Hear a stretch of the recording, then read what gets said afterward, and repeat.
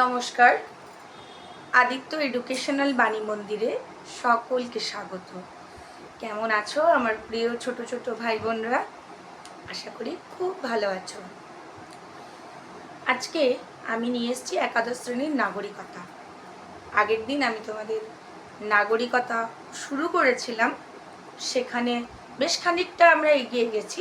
পুঙ্খানুপুঙ্খ আলোচনা করেছিলাম কি নাগরিক কাকে বলে, প্রজা কে, বিদেশি কাদের বলে, নাগরিক আর বিদেশিদের সাদৃশ্য, বৈসাদৃশ্য, তাই তো এগুলো পড়িয়েছিলাম। তোমাদের দেখলাম অনেকেরই ভালো লেগেছে। যাই হোক, আজকে আমি তোমাদের পড়াবো এই নাগরিকতার বাকি অংশটুকু। বেশ বড় চ্যাপ্টার, একটা অর্ধেকটা শেষ হয়ে গেছে। দেখো, এই নাগরিকতা তো আর শুধু শুধু পাওয়া যায় না। নাগরিকতা অর্জন করতে গেলে তার কিছু পদ্ধতি লাগে। সেই পদ্ধতিগুলো আজ আমি আলোচনা করব। তার আগে আমি তোমাদের কিছু কথা বলি যে তোমরা হয়তো ভাবছো, মানে এবছর যারা 11-এ উঠেছো, 40 নম্বরের এমসিকিউ, কিছুটা এমসিকিউ পড়ে নেবো, হয়ে যাবে। সেটা করো না।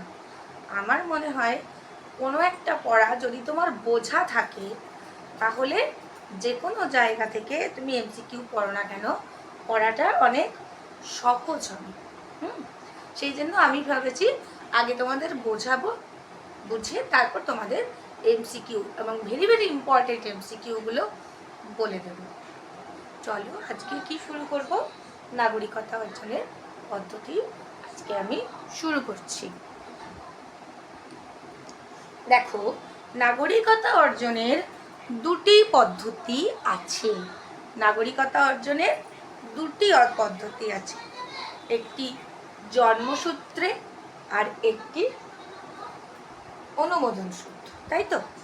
এবার এই জন্মসূত্রে নাগরিকতাকে দুটো ভাগ করা হয়েছে, এক রক্তের সম্পর্ক অনুযায়ী আর একটা জন্মস্থান নীতি অনুযায়ী। আর দেখো, অনুমোদন সিদ্ধ নাগরিকতাকেও দুটি ভাগে ভাগ করা হয়েছে, ব্যষ্টিগত, সমষ্টিগত। চলো এখন আমরা একটু এই নাগরিকতা অর্জনের যে দুটো পদ্ধতি, জন্মসূত্র আর অনুমোদন সিদ্ধ, সেই জন্মসূত্র আর অনুমোদন সিদ্ধ পদ্ধতিটা নিয়ে একটু বিশদে আলোচনা করছি। তাহলে আমরা কি জানলাম? এটা একটা এমসিকিউ প্রশ্ন, লিখে নাও, খাতা পেন বের করবে। হ্যাঁ, আমি যেগুলো বলবো ইম্পর্টেন্ট বলবো, স্টার মার্কস করে দেবে, আর যেগুলো আমি বলবো এগুলো এমসিকিউ, সেগুলো ভেরি ভেরি ইম্পর্টেন্ট হবে না। তাহলে নাগরিকতা অর্জনের কটি পদ্ধতি আছে? দুটি পদ্ধতি। কি কি? জন্মসূত্র আর অনুমোদন সিদ্ধ। আচ্ছা, জন্মসূত্রে যে পদ্ধতি, জন্মসূত্রে নাগরিকতা অর্জন, এরও দুটো পদ্ধতি আছে। একটা রক্তের সম্পর্ক অনুযায়ী আর একটা হলো জন্মস্থান নীতি অনুযায়ী। প্রথমে আসবো রক্তের সম্পর্ক অনুযায়ী। রক্তের সম্পর্ক অনুযায়ী বলতে কি বোঝায়? বলছি, রক্তের সম্পর্ক অনুযায়ী শিশু যে রাষ্ট্রেই জন্মগ্রহণ করুক, সে কিন্তু তার পিতামাতার নাগরিকতা লাভ করবে, যে রাষ্ট্রে জন্মগ্রহণ করুক। ধরো আমাদের ভারতবর্ষ থেকে অনেকেই কাজের সূত্রে বিদেশে যায়, ধরো আমেরিকা গেল, এবার ব্রিটেন গেল, কানাডা গেল। তো সেখানে যাওয়ার পর যদি তাদের সন্তান জন্মগ্রহণ করে, এবার রক্তের সম্পর্কের নীতি অনুযায়ী সে কিন্তু ভারতীয়। কেন? যেহেতু তার পিতামাতা ভারতীয়, সেই জন্য সেও ভারতীয়। আরেকটা কি আছে? জন্মস্থান নীতি। জন্মস্থান নীতি অনুযায়ী কি বলছে? বলছে শিশুর পিতামাতা যে রাষ্ট্রেরই হোক না কেন, বাচ্চাটি, শিশুটি যে রাষ্ট্রে জন্মগ্রহণ করবে, সে কিন্তু সেই রাষ্ট্রের নাগরিকতা লাভ করবে। বোঝা গেল? ঠিক একই রকমভাবে বলতে পারি, ধরা যাক কোনো ভারতীয় দম্পতির সন্তান। আচ্ছা, প্রথমে একটু বলে দিই যে রক্তের সম্পর্ক নীতি কোন কোন রাষ্ট্রে, এটা প্রশ্ন, এমসিকিউ, লিখে নাও। কোন কোন রাষ্ট্রে রক্তের সম্পর্ক নীতি অনুযায়ী নাগরিকতা লাভ করা যায়? France, Switzerland, Sweden. কোথায় কোথায়? France, Switzerland, Sweden. বোঝা গেল? আর এবার আসছি জন্মস্থান নীতি। তাহলে কি বললাম? যে রাষ্ট্রের অভ্যন্তরে শিশু জন্মগ্রহণ করে তাকে সেই রাষ্ট্রের নাগরিক বলা হয়। এবার ধরা গেল কোনো এক ভারতীয় দম্পতির শিশু আর্জেন্টিনায় জন্মগ্রহণ করলো, তাহলে আর্জেন্টিনার লোকেরা এটা দাবি করতে পারে যে সেই শিশুটি তাদের দেশের নাগরিক। এবারে জন্মস্থান নীতি অনুযায়ী যদি ধরি, ধরো কোনো জাহাজে করে যাচ্ছে বা কোনো বিমানে করে যাচ্ছে, এবার সেই মুহূর্তে কোনো একটি শিশু জন্মগ্রহণ করলো, সেক্ষেত্রে তাকে কোন রাষ্ট্রের নাগরিক ধরা হবে? বলা হচ্ছে জাহাজ বা বিমান যে দেশের, সেই দেশের নাগরিক বলেই তাকে গণ্য করা হবে। বোঝা গেল? ধরো কোনো একটি জাহাজ কোনো একটি এরোপ্লেন ব্রিটেন থেকে বা সুইজারল্যান্ড থেকে ভারতবর্ষের দিকে আসছে, এইবার সেখানে যে শিশুটি জন্মগ্রহণ করলো ভারতীয় বিমানে করে আসছে বলে শিশুটি ভারতীয় নাগরিক বলে গণ্য হবে। আচ্ছা, এবার লিখে নাও পরের এমসিকিউ, যে কোন কোন রাষ্ট্রে জন্মস্থান নীতি অনুযায়ী নাগরিকতার অনুমোদন দেওয়া হয়? কোন কোন রাষ্ট্রে জন্মস্থান নীতি অনুযায়ী নাগরিকতার অনুমোদন দেওয়া হয়? উত্তর হবে আর্জেন্টিনা, মার্কিন যুক্তরাষ্ট্র, ব্রিটেন। আর্জেন্টিনা, মার্কিন যুক্তরাষ্ট্র, ব্রিটেন। এবার দেখো দুটো বিষয়েই কিন্তু অনিশ্চয়তা রয়েছে। কিরকম? বলছে রক্তের সম্পর্ক নীতি অনুযায়ী ধরলে, এটা যদিও অনেকটাই অথেন্টিক, তবু অনেক সময় দেখা যায় পিতামাতাকে প্রমাণ করতেই অনেক সময় লেগে যায় যে সে কোন দেশের নাগরিক। সেই ক্ষেত্রে শিশুটির নাগরিকতা সম্বন্ধে একটা অনিশ্চয়তা থেকে যায়।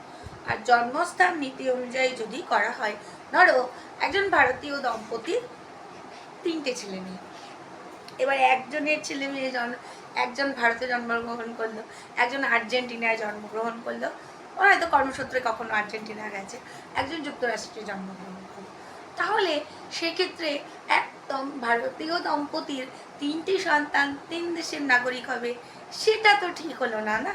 তা দুটি নীতি ত্রুটিপূর্ণ। এক্ষেত্রে কি করবে? বলছে এই দ্বৈত নাগরিকতার সমস্যা রয়ে গেল।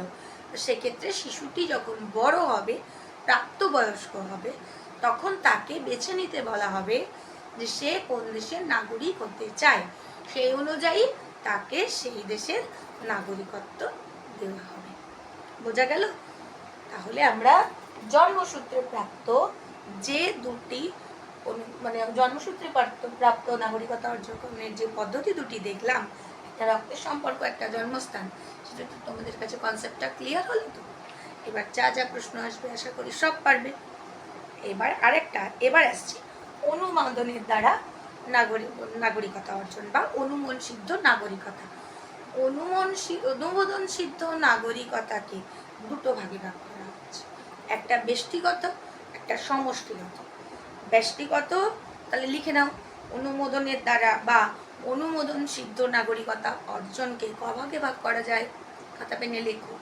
উত্তর হবে 2 ভাগে ভাগ করা যায়, ব্যষ্টিগত, সমষ্টিগত। ব্যষ্টিগত কি? বলছে কোনো রাষ্ট্রের নাগরিক, ধরো আমরা ইন্ডিয়া থেকে কেউ ব্রিটেনে গেছে, সেখানে সে অনেক বছর ধরে সার্ভিস করছে, এবার সে চাইছে যে আমি এই দেশে যখন চাকরি বাকরি করছি তাহলে আমি এই দেশে থেকে যাব, তো সেই অনুযায়ী সে সেই দেশের নাগরিক হতে চায়। তখন তাকে বেশ কিছু নিয়মাবলী মধ্যে দিয়ে যেতে হবে, শর্তাবলীর মধ্যে দিয়ে যেতে হবে, এবং সেই শর্তাবলী পূরণ করার পর সেই দেশ যদি তাকে সেই দেশের নাগরিকত্ব দেয়, তাহলে সেটা হয়ে যাবে অনুমোদন সিদ্ধ নাগরিকতা। কিন্তু আমাদের ভারতবর্ষে ধরো, আমি আগের দিন বলছিলাম, যেমন ইসকনে যারা এসে রয়েছে, অনেকে ভাবছে যে এখানেই আমরা থেকে যাব আজীবনকাল। সেক্ষেত্রে তারা ভারত সরকারের কাছে একটা অনুমোদন লিখিত দাবি পেশ করবে যে আমি এই দেশের নাগরিক হতে চাই। সেক্ষেত্রে সরকার সমস্তটা দেখবেন, পর্যবেক্ষণ করবেন, পর্যালোচনা করবেন, করে তাকে যদি নাগরিকত্ব প্রদান করা হয়, তখন সে কি হবে? সেই নাগরিকত্বকে কি বলা হবে? অনুমোদন সিদ্ধ। এবার বলছে যে এই অনুমোদন সিদ্ধ নাগরিকত্ব অর্জন করলে কতগুলো শর্তের মধ্যে দিয়ে যেতে হবে। শর্তগুলো বলছি, আমি একটু দেখে দেখে বলছি, অনেক কাল আগে পড়েছি, 2001 সালে মাধ্যমিক দিয়েছি, ভাবতে পারছো। 11-12 গ্র্যাজুয়েশনে আমার পলিটিক্যাল সায়েন্স ছিল, কত বছর আগের পড়া, 2006 আমার গ্র্যাজুয়েশন। এবার যে রাষ্ট্রের নাগরিকতা, ধরো একটি ব্যক্তি সে ভাবছে যে আমি ভারতবর্ষের নাগরিকতা লাভ, তাহলে তাকে কি করতে হবে, বলছে রাষ্ট্রীয় কর্তৃপক্ষের কাছে তাকে আনুষ্ঠানিকভাবে একটা আবেদন করতে হবে বা আবেদনপত্র জমা দিতে হবে আনুষ্ঠানিকভাবে, প্রথম। দ্বিতীয়, আবেদনকারীকে ভারতবর্ষের নিয়ম অনুযায়ী মিনিমাম 10 বছর ভারতবর্ষে স্থায়ীভাবে থাকতে হবে অনুমোদনের পূর্বে। অনুমোদনকরণ মানে আবেদন দেওয়ার পূর্বে তাকে মিনিমাম 10 বছর ভারতবর্ষের অধিবাসী হিসেবে থাকতে হবে। আচ্ছা, অধিবাসী যে নাগরিকতা লাভ করতে চাইছে সে যে একজন সচ্চরিত্র ব্যক্তি তার প্রমাণ দিতে হবে। তারপরে কি, সংবিধানের স্বীকৃত ভাষাগুলি, যেমন আমাদের ভারতবর্ষে 22টি ভাষা সংবিধান স্বীকৃত, তার মধ্যে যে কোনো একটি ভাষায় তাকে পারদর্শী হতে হবে। তারপরে কি করতে হবে, আবেদনকারী আগে যে রাষ্ট্রের নাগরিক ছিল সেই রাষ্ট্রের নাগরিকতা তাকে ত্যাগ করতে হবে। আর তাকে আরও একটা প্রতিশ্রুতি দিতে হবে যে এই রাষ্ট্রে সে আজীবনকাল বসবাস করতে চায়। বোঝা গেল? আরেকটা কথা তোমাদের বলে দিই, ব্যষ্টিগত মানে ব্যষ্টিগত বলছে কেন, বলছে ব্যষ্টিগত কথার অর্থ হলো একক, মানে এককভাবে, বিশেষ একজন। এবার আসবো আমরা, আচ্ছা এই বলছে যে এই ব্যষ্টিগত নাগরিকতার প্রকারভেদ আছে। এই যারা মানে ব্যষ্টিগত, এটাও তো অনুমোদন সিদ্ধ। এবার দু রকম ভাগ আছে এই নাগরিক, কীরকম, একটা হলো পূর্ণ নাগরিকত্ব, একটা হলো আংশিক নাগরিকত্ব। পূর্ণ নাগরিকত্ব কি বলছে, অনুমোদনের দ্বারা যারা নাগরিকতা অর্জন করছে তারা অন্যান্য সাধারণ নাগরিকের মতোই সামাজিক, অর্থনৈতিক, রাষ্ট্রনৈতিক সমস্ত সুযোগ সুবিধা ভোগ করবে। এটা হলো পূর্ণ নাগরিক। ভারতবর্ষের ক্ষেত্রে এই নিয়মটা আছে, কিন্তু কিছু কিছু ক্ষেত্রে কোনো কোনো দেশে, যেমন দেখা যায় মার্কিন যুক্তরাষ্ট্র, সমস্ত দেশে কি হয়, তাদের সমস্ত অধিকার দেওয়া হয় না, সমস্ত অধিকার তাদের দেওয়া হয় না। যেমন তারা কেউ রাষ্ট্রপতি বা উপরাষ্ট্রপতি পদের জন্য আবেদন করতে পারে না, তাহলে ওই অধিকার থেকে তারা বঞ্চিত রইল। এদেরকে বলা হয় অপূর্ণ নাগরিক বা আংশিক নাগরিক। বোঝা গেল? তাহলে নাগরিককে কভাগে ভাগ করা হচ্ছে, অনুমোদন সিদ্ধ নাগরিকতা ক প্রকার হচ্ছে, দু প্রকার, একটা পূর্ণ, একটা আংশিক। বোঝা গেল ব্যষ্টিগতটা কি? এবার আসবো সমষ্টিগত। সমষ্টিগত নাগরিকতা কি বলছে, যে দেখা যাচ্ছে অনেক সময় কোনো একটি রাষ্ট্র,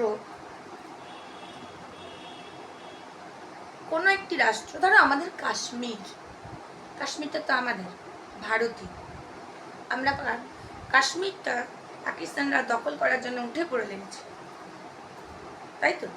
আমরা কখনোই চাই না ওরা দখল করে নেয়। এবার এটা যদি ওরা দখল করে নেয় তখন ওই কাশ্মীরের নাগরিকরা কিন্তু পাকিস্তানের অধিবাসী হয়ে যাবে, বুঝতে পারলে? তো তেমনি ভারতবর্ষ যদি আবার সম্পূর্ণ পাকিস্তানটাকে দখল করে নেয় তখন কি হবে? তখন ওই পাকিস্তানের নাগরিকরা আমাদের দেশের নাগরিক হিসেবে বিবেচিত হবে।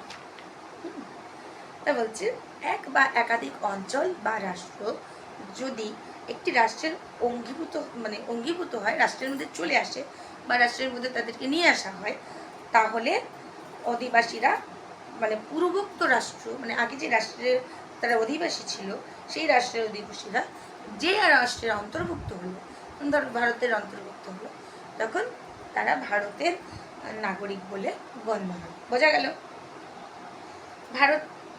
ভারত ছাড়াও ব্রিটেন, মার্কিন যুক্তরাষ্ট্র এগুলোতেও এই নাগরিকতা অর্জনের ব্যবস্থা আছে। এভাবে দেখো, এখানে বলছে যে ফরাসি অধিকৃত মাহি ও চন্দননগর, পর্তুগিজ অধিকৃত গোয়া, দমন দিউ আর সিকিমের ভারতভুক্তির পর এগুলো কিন্তু এইখানকার অধিবাসীরা কিন্তু আমাদের ভারতীয় নাগরিকত্ব অর্জন করেছে।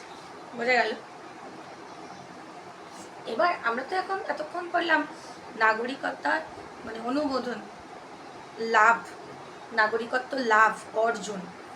নাগরিকতার কিন্তু বিলুপ্ত করা যায়, নাগরিকতা বিলুপ্তও করা যেতে পারে, তারও কিছু শর্ত আছে, কিছু কিছু নিয়ম না মানলে তাদের কিন্তু নাগরিকত্ব থেকে বিলোপ করা হবে।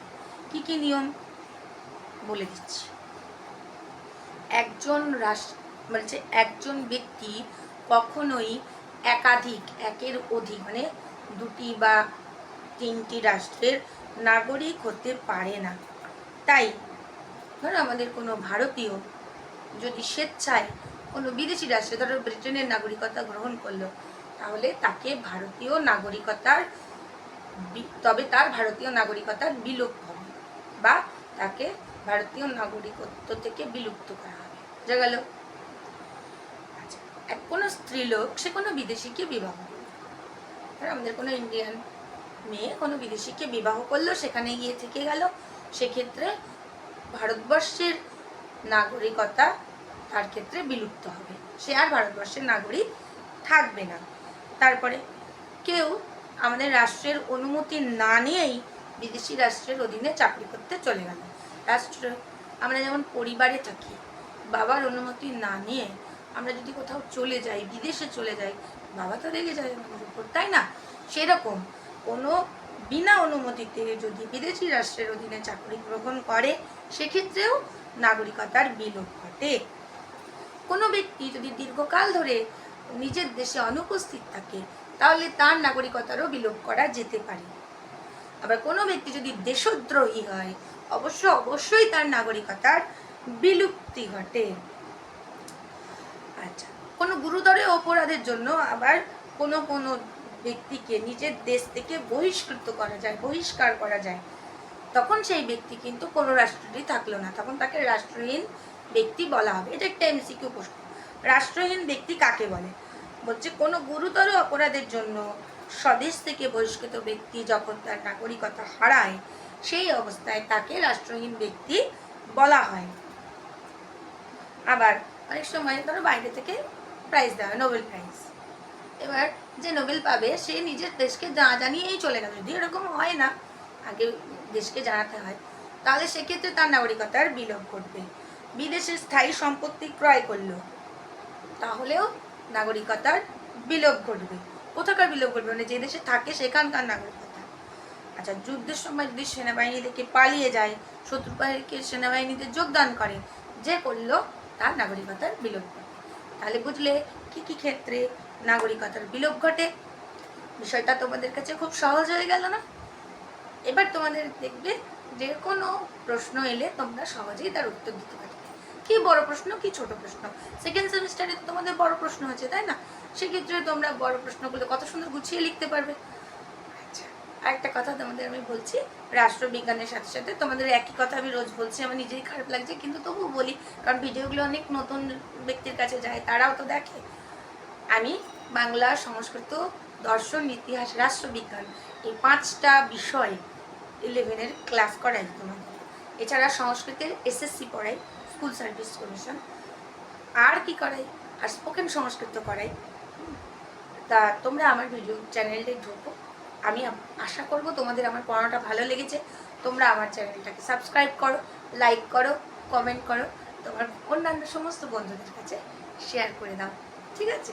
আমি আশা করব তোমরা আমার এই চ্যানেলে সবসময় জন্য থাকবে। এটা তোমাদের নিজেদেরই চ্যানেল, আমার আর কিসের চ্যানেল বলো?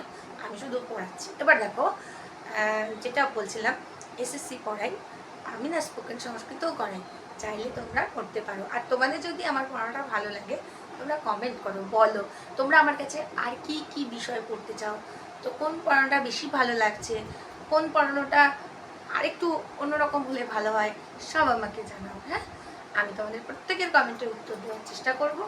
আর তোমরা আমার চ্যানেলটাকে সাবস্ক্রাইব করবে, লাইক কমেন্ট শেয়ার করবে। আচ্ছা, আজকে আরেকটু পড়াবো। কি পড়াবো?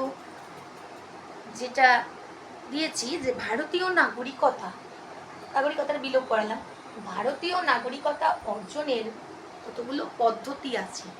এই ভারতীয় নাগরিকতা আইন 1955 এর উপর ভিত্তি করে এই ভারতীয় নাগরিকতা অর্জনের পদ্ধতিগুলোকে 5টা ভাগে ভাগ করা হয়েছে। তো দেখতে পাচ্ছ হয়তো, আশা করি, বুঝতে পারছি না তোমরা দেখতে পাচ্ছ কিনা। তাহলে কি বললাম, ভারতীয় নাগরিকত্ব আইন 1955 উপর ভিত্তি করে ভারতীয় নাগরিকতা অর্জনের পদ্ধতিকে 5টা ভাগে ভাগ করা হলো। প্রশ্ন হবে এমসিকিউ, খুব মন দিয়ে শোনো তাহলে। আরে প্রথম প্রশ্ন, ভারতীয় নাগরিকতা আইন বা ভারতীয় নাগরিকত্ব আইন কত খ্রিস্টাব্দে হয়েছিল? 1955, তাই তো? এই নাগরিকতা অর্জনের কটি পদ্ধতি আছে? 5টি। কি কি?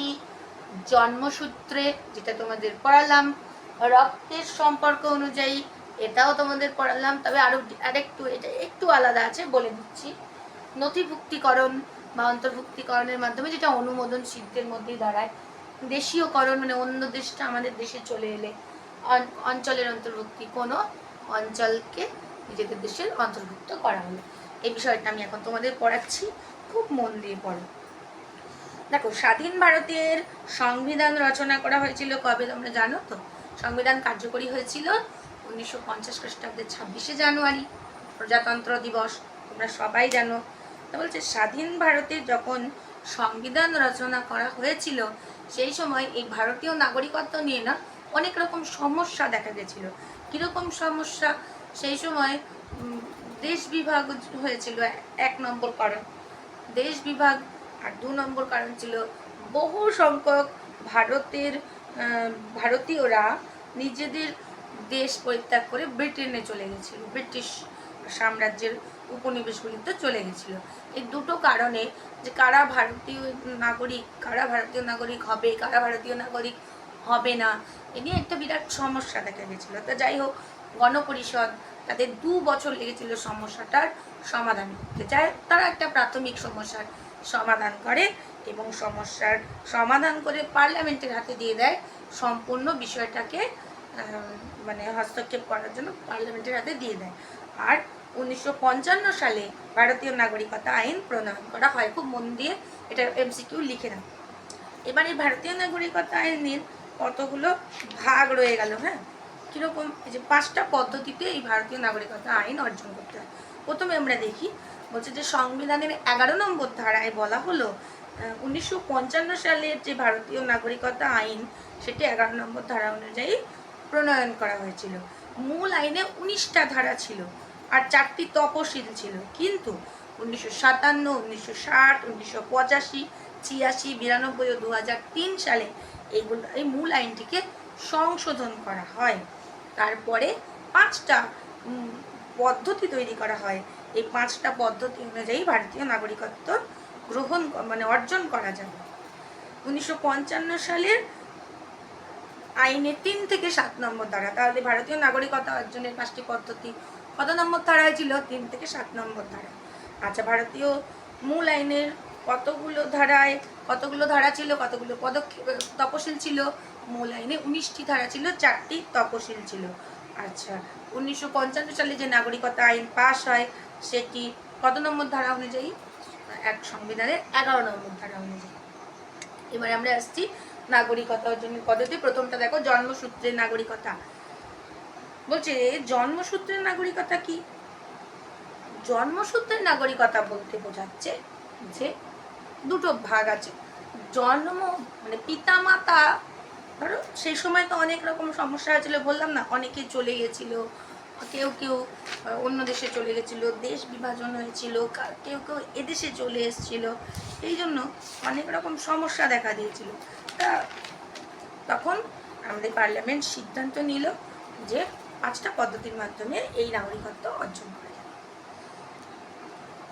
বলছে ভারতীয় নাগরিকতা আইন 1955 সংশোধিত হয় 2003 সালে আর কার্যকরী হয় 2004 সালে।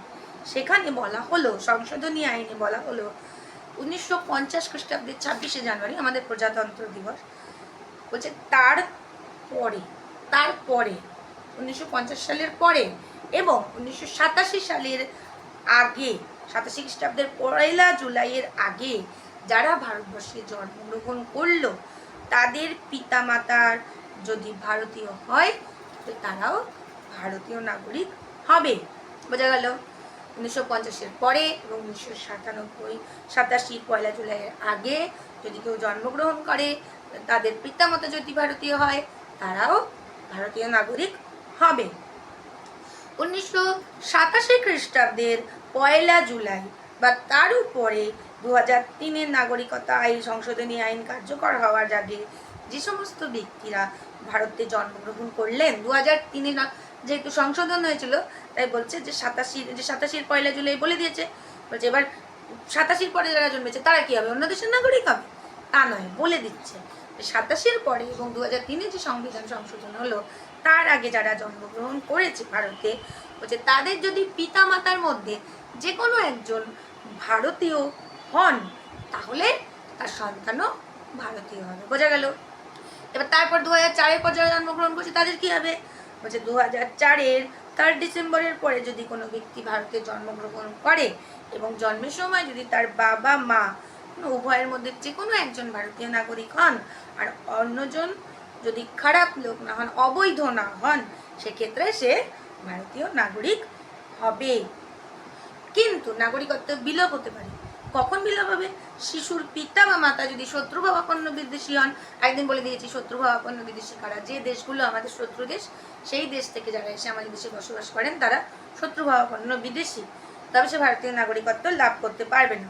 আর ভারতের শিশুটির পিতা মাতা যদি ভারতীয় নাগরিক না হন তাহলেও কিন্তু সে ভারতীয় নাগরিকত্ব লাভ করতে পারে। এটা গেল জন্মসূত্র।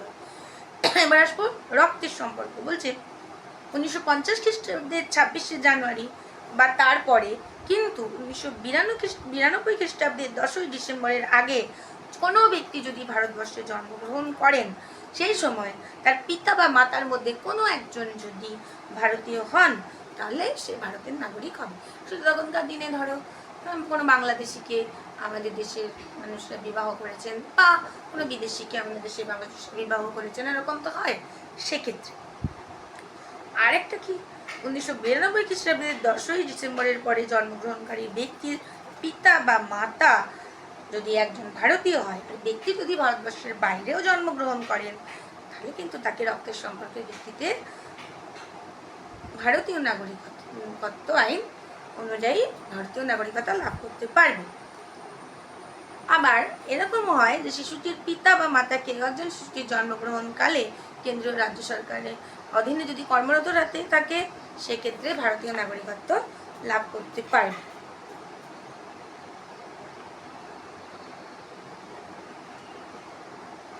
তবে ভারতীয় নাগরিকতা বজায় রাখার জন্য প্রাপ্তবয়স্ক হওয়ার 6 মাসের মধ্যে অন্য দেশের নাগরিকতা কিন্তু তাকে পরিত্যাগ করতে হবে। 1955 খ্রিস্টাব্দের ভারতীয় নাগরিকত্ব আইন অনুযায়ী কোনো অপ্রাপ্তবয়স্ক ব্যক্তি দুটি রাষ্ট্রের যদি নাগরিকতা থাকে তাহলে 6 মাসের মধ্যে সে যে রাষ্ট্রের নাগরিকতা গ্রহণ করতে চায় সেটি রেখে যেটি গ্রহণ করতে চায় না সেটিকে তার বর্জন করতে হবে। এবার আসছি নথিভুক্তিকরণ। 3 নম্বর নথিভুক্তিকরণ কি? 1992 খ্রিস্টাব্দের নাগরিকত্ব সংশোধনী আইন অনুসারে অবৈধ নয় বা অভিবাসী নয় এমন ব্যক্তি তারা কিন্তু ভারতীয় নাগরিকতা গ্রহণ করতে চাইলে কেন্দ্রীয় সরকারের কাছে আবেদন করতে পারে। সেক্ষেত্রে কি করতে হবে? ভারতীয় বংশোদ্ভূত ব্যক্তি ভারতীয় বংশোদ্ভূত হতে হবে। ভারতীয় নাগরিকতা লাভের জন্য তাকে 7 বছর ভারতবর্ষে বসবাস করতে হবে একটানা। তারপরে বলছে যে ভারতীয় নাগরিককে যদি বিবাহ করেন তাহলে রেজিস্ট্রেশনের আবেদনের পূর্বেও তাকে 7 বছর এখানে ভারতে বসবাস করতে হবে। আচ্ছা, এখানে একটা ইম্পর্টেন্ট প্রশ্ন আছে। Mother Teresa, Christopher Robin Singh এনারা অনুমোদনসিদ্ধ নাগরিকতা অর্জন করেছেন আমাদের ভারতবর্ষে। এটা একটা প্রশ্ন যে অনুমোদনসিদ্ধ নাগরিকতা কে অর্জন করেছেন? এক mother Teresa, Robin Singh, cricketer Robin Singh. তারপরে কি বলছে, কোনো প্রাপ্তবয়স্ক বা সক্ষম ব্যক্তি যিনি নিজে স্বাধীন ভারতের নাগরিক ছিলেন, পিতামাতার মধ্যে যে কোনো একজন ভারতের নাগরিক ছিল, সে অন্তত 1 বছর তাকে ভারতবর্ষের থেকে ভারতীয় নাগরিকত্বের জন্য সে আবেদন করবে। আরেকটা কি 3 নম্বর পয়েন্ট গেল। 4 নম্বর পয়েন্ট দেশীয়করণ। ভারতীয় নাগরিকতা লাভের জন্য কেন্দ্রীয় সরকারের কাছে বিদেশি ব্যক্তিরা যদি আবেদন করেন, তাহলে ভারত সরকার কিছু শর্ত অনুযায়ী সেই দেশীয়করণের মাধ্যমে তাদেরকে আমাদের দেশে নিয়ে তাদেরকে নাগরিকতা দিতে পারেন। তবে আবেদনকারীকে আবেদন করার আগে কমপক্ষে 1 বছর ভারতবর্ষে বসবাস করতে হবে, তাকে সৎ হতে হবে, নৈতিক চরিত্র বিশিষ্ট হতে পারবে। এছাড়া আবেদনকারীকে কলা, বিজ্ঞান, সাহিত্য, দর্শন প্রভৃতি কৃতিত্বের অবদান যেন আমাদের দেশে রাখে সেই বিষয়ে তাকে জানাতে হবে ভারতকে। গেল 4 নম্বর। 5 নম্বর কি? অন্তর্ভুক্তিকরণ। অন্তর্ভুক্তিকরণ কি? ধরো ভারতে নতুন কোনো ভূখণ্ড যুক্ত হয়েছে, অন্য কোনো দেশের দ্বারা শাসিত ভূখণ্ড যখন যুক্ত হলো, তখন সেই যে ভূখণ্ডটা যুক্ত হয়েছে সেই ভূখণ্ডের সমস্ত নাগরিক আমাদের ভারতবর্ষের নাগরিক হিসাবে পরিগণিত হবে। এই ছিল ভারতীয় নাগরিকতা আইন আর নাগরিকতা অর্জনের 5টি পদ্ধতি। আশা করি তোমরা সবাই খুব ভালোভাবে বুঝতে পেরেছো। আমি পরের দিন সংবিধান পড়াবো আর কিছুটা এমসিকিউ নাগরিকতা থেকে পড়াবো, ওটা আরেকটা দিন পড়াবো। পরের দিন ভাবছি সংবিধান পড়াবো। তোমাদের কেমন লাগছে জানিও। সবাই খুব খুব ভালো থাকো। মা সরস্বতীর কাছে আমি প্রার্থনা করছি তোমাদের সকলের বিদ্যা হোক, বুদ্ধি হোক, না খুব বড় মানুষ হোক। আজ এখানে রাখছি। ভালো থেকো সবাই।